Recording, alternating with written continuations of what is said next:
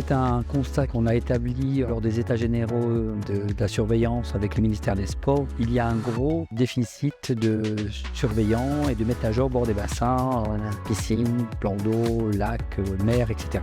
Donc fort de ce constat-là, en accord avec le ministère des Sports, France Travail, on a essayé d'élaborer Tour de France, carrément. Donc 11 villes-étapes qui vont accueillir Aquatics Tour et une étape en Guyane parce qu'il y a exactement les mêmes problématiques en Guyane, à savoir la recherche de maîtres nageurs et BNSSA pour surveiller nos équipements. L'idée, c'est de mettre des acteurs en charge de la formation, du financement, en même temps des recruteurs, des employeurs et en face, donc des candidats potentiels qui pour nous sont des jeunes dans un premier temps dès le lycée, mais en même temps des étudiants, en même temps ça peut être aussi des demandeurs d'emploi, des personnes en reconversion. Aujourd'hui, recruter des maîtres nageurs, c'est un enjeu pour Equalia, c'est un enjeu national en fait, c'est aussi un truc qui nous dépasse. Il manque 5000, 6000 maîtres nageurs. Il faut qu'on rencontre des gens pour faire naître éventuellement des vocations. Je pense qu'on a l'occasion de le faire, des jeunes qui descendent sur le bassin, qui rencontrent des maîtres nageurs, qui rencontrent des formateurs. Et il faut qu'on fasse mieux connaître la façon dont on devient maître nageur. Tout ça, souvent, c'est plus méconnu. Donc on doit à la fois faire connaître le métier et faire connaître la façon dont on le devient. Nous avons un littoral très important, beaucoup de piscines privées et une vraie problématique sur ce sujet-là. Donc apprendre à nager pour nous est essentiel.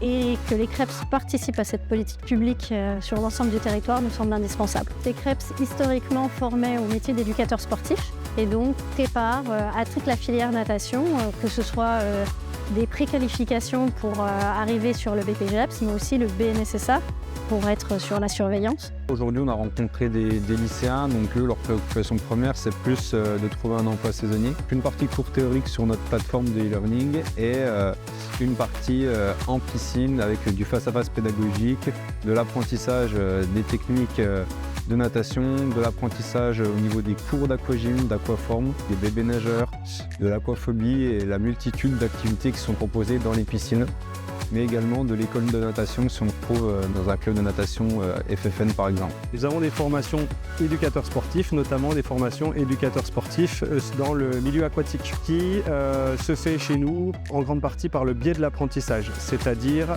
avec un contrat de travail et donc une rémunération, et il n'a pas d'argent à sortir pour financer sa formation.